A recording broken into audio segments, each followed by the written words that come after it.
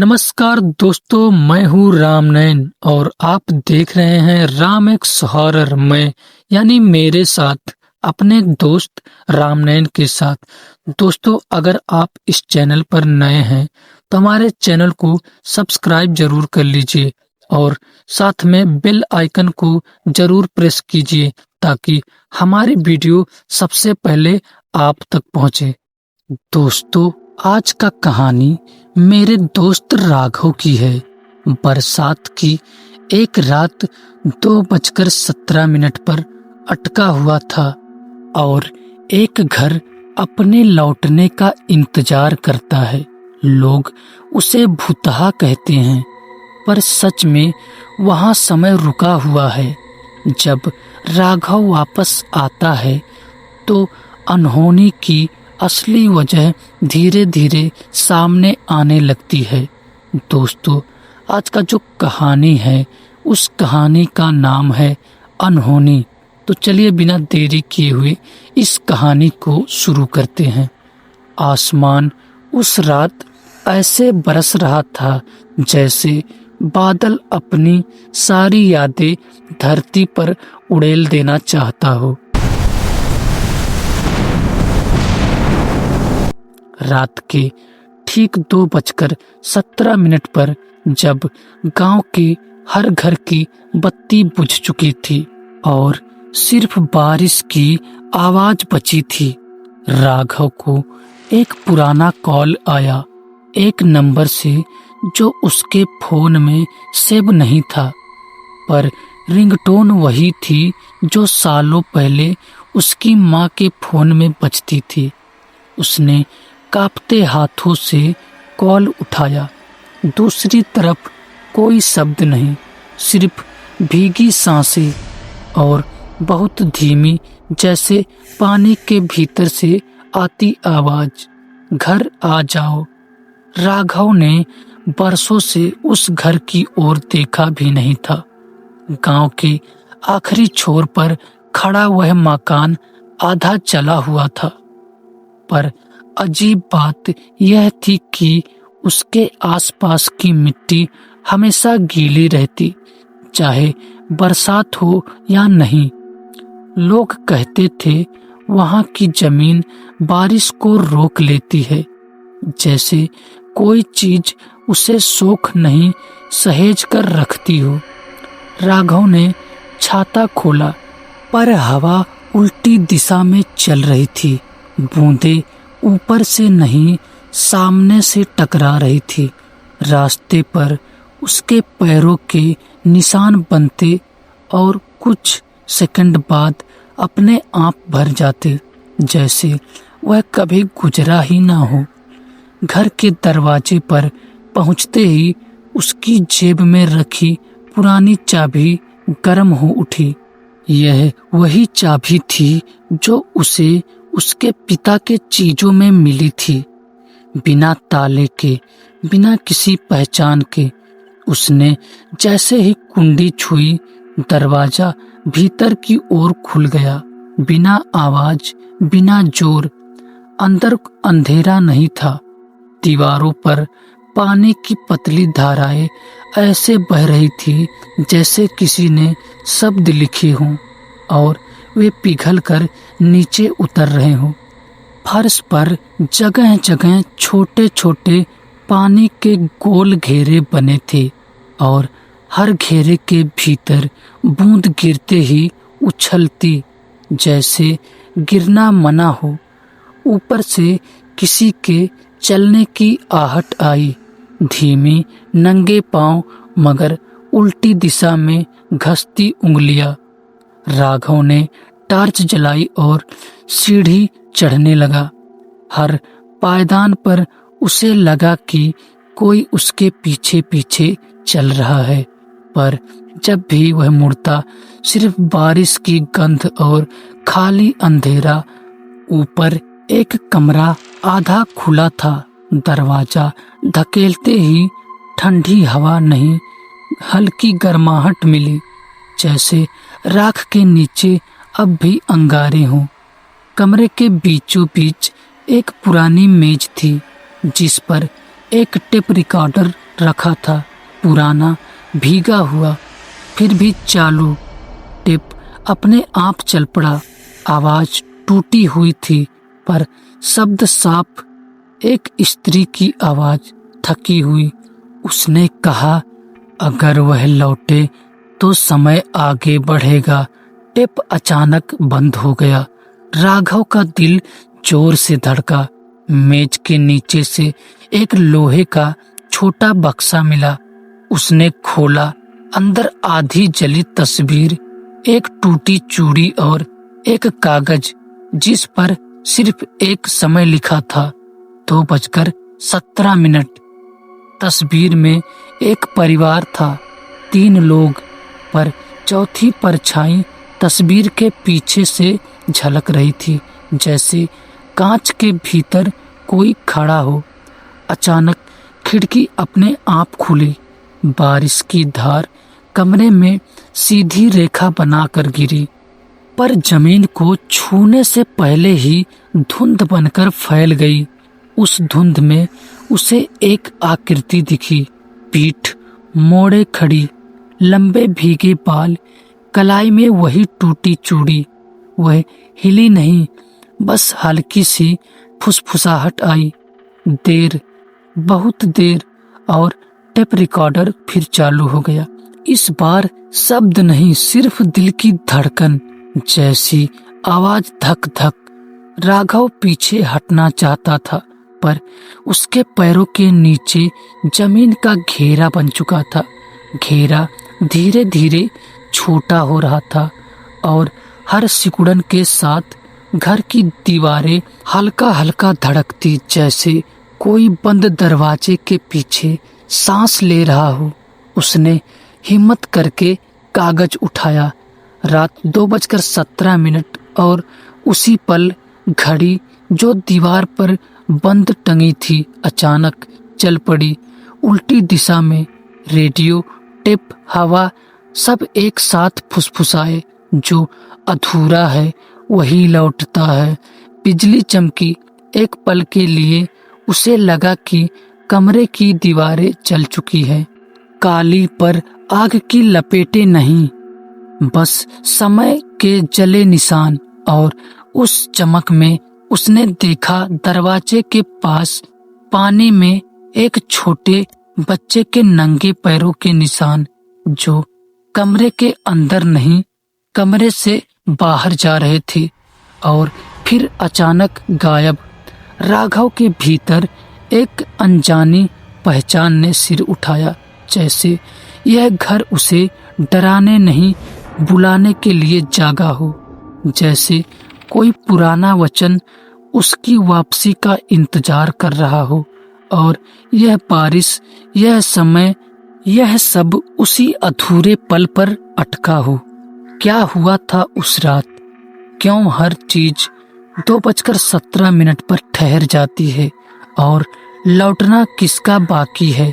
जवाब इस घर में है, पर वह जवाब अभी भी भीगी दीवारों में लिखा है और पढ़ा जाना अभी बाकी है। रात अब भी 2:17 पर अटकी हुई थी। घड़ी चल रही थी, पर समय आगे नहीं बढ़ रहा था। राघव ने खिड़की बंद करनी चाहिए, पर जैसे ही उसने शीशे की ओर छुआ, उसकी उंगलियों के नीचे ठंडा नहीं बल्कि हल्की सी गर्माहट थी, जैसे किसी की हथेली दूसरी तरफ से उसी जगह टिकी हो। उसने हाथ खींच लिया। बाहर बारिश गिर रही थी, पर खिड़की पर बूंदें ऊपर की ओर सरकती, जैसे गुरुत्वाकर्षण उलट गया हो। कमरे के बीचों बीच बना पानी का घेरा अब साफ एक आकृतियां जैसा दिखने लगा। कंधे, सिर और झुकी हुई गर्दन। टेप रिकॉर्डर फिर चला। इस बार आवाज पास थी, जैसे कोई कान के बिल्कुल करीब बोल रहा हो। दरवाजा भीतर का। राघव ने नजर उठाई। दीवार जहां पहले सिर्फ गीला प्लास्टर था, अब बाल सी पतली दरार में बदल गई थी।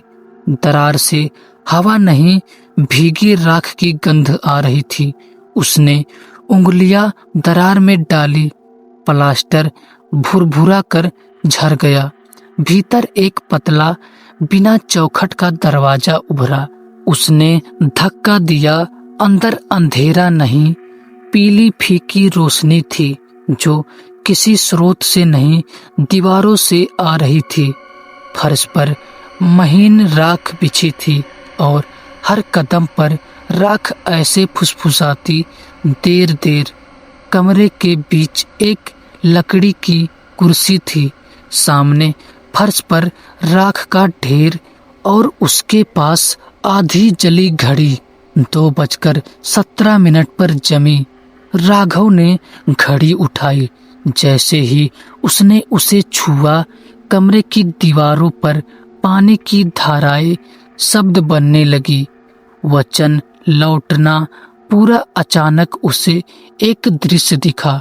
बारिश से भीगी रात, यही कमरा, दरवाजा भीतर से बंद और एक स्त्री की आवाज, थकी पर जैसे किसी का इंतजार कर रही हो। जब तक वह लौटेगा नहीं, समय नहीं बढ़ेगा। बाहर किसी छोटे बच्चे के रोने की आवाज और फिर दरवाजा बंद होने की ठक। दृश्य टूट गया। राघव घुटनों के बल बैठ गया। उसे महसूस हुआ यह घर किसी आत्मा से नहीं, किसी अधूरे वचन से बंधा है। दीवारों की धड़कन तेज हुई। राख का घेरा हल्का हल्का चमकने लगा और वही स्त्री स्वर, इस बार बहुत शांत, तुम लौटे हो पर याद अभी बाकी है। तभी कमरे के कोने में रखा लोहे का बक्सा अपने आप खुल गया। भीतर एक भीगा हुआ कागज था। उस पर बच्चे की लिखावट में टेढ़े मेढ़े अक्षर, मैं वापस आऊंगा। नीचे तारीख नहीं, सिर्फ समय, रात 2:17। राघव की सांस अटक गई। उसकी हथेली में पकड़ी घड़ी अचानक गर्म हो उठी। सेकंड की सुई कांपी पर आगे नहीं बढ़ी। दीवार पर पानी से बने शब्द आखिरी बार उभरे, कारण वही जो तुम हो। बाहर बरगद की जड़ें खिड़की के पार ऐसे हिल रही थी जैसे वे समय को पकड़े हो। राघव समझ गया, रहस्य अब बस एक परत दूर है। क्यों सब कुछ 2:17 पर अटका है और किसका लौटना इस घर को मुक्त करेगा? यह जवाब उसी के भीतर छिपा है। राघव के घेरे की चमक धीमी धीमी सांसों की तरह धड़क रही थी। राघव ने आधी जली घड़ी को दोनों हथेलियों में थामा। गर्माहट त्वचा में उतरती गई, जैसे कोई पुरानी याद उभरने को हो। दीवारों पर बहती नमी ने फिर शब्द बनाए, याद पूरा। और अचानक कमरे में पीली रोशनी तेज हो गई। उसके सामने समय की परत खुली। वह छोटा था, शायद 6 साल का। वही बारिश, वही घर, वही कमरा। बाहर बिजली चमकती, भीतर माँ घुटनों के बल बैठी थी। कलाई में वही टूटी चूड़ी। उसकी आवाज कांपती नहीं, जैसे इंतजार कर रही थी, डरो मत, मैं यहीं हूँ। जब तक तुम लौटोगे समय रुका रहेगा।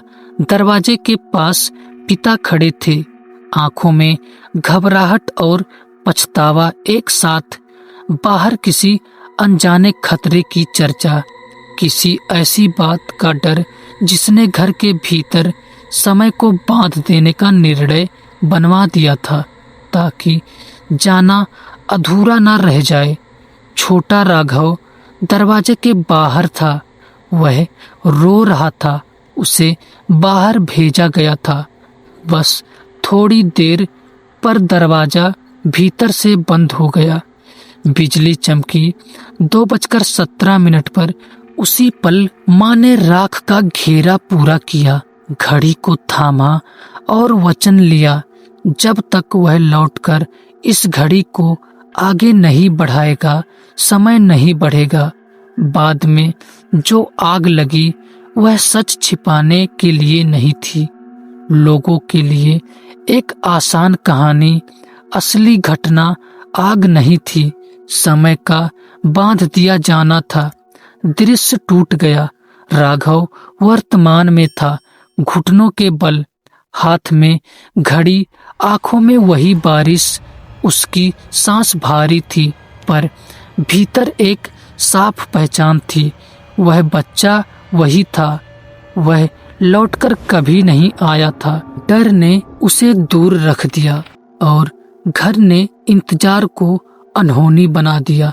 यही कारण था, अनहोनी इसलिए होती रही क्योंकि लौटना अधूरा रह गया था। राख का घेरा अब लगभग बुझ चुका था। स्त्री स्वर बहुत पास से आया, ना दुख ना शिकायत, सिर्फ शांति। अब पूरा करो। राघव ने चूड़ी को घेरे के भीतर रखा, घड़ी की सेकंड सुई को उंगली से थामा और आगे बढ़ा दिया। 2:18 पर एक लंबी हल्की सांस पूरे घर में चली, जैसे किसी ने बरसों का बोझ उतार दिया हो। दीवारों की धड़कन थम गई, नमी नीचे की ओर बहने लगी। खिड़की के बाहर बारिश सामान्य हो गई, सीधी तरल बीतती हुई। कमरे का दृश्य, दरवाजा अब साफ दिख रहा था, साधारण, बिना किसी रहस्य के। राघव उठकर बाहर आया। आंगन की मिट्टी पर उल्टे पैरों के निशान गायब थे। बरगद की जड़ें स्थिर थी। रेडियो अपने आप चालू हुआ।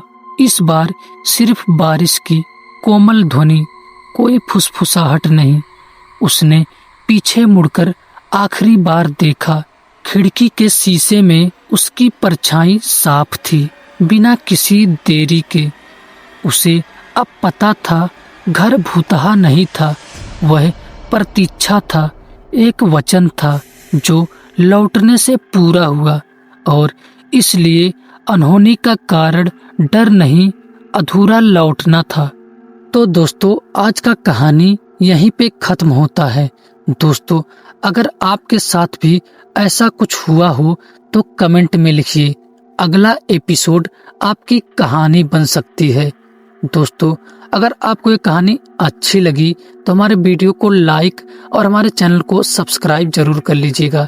तो मिलेंगे कल किसी और खौफनाक हॉरर स्टोरी के साथ। तब तक के लिए शुभ रात्रि दोस्तों।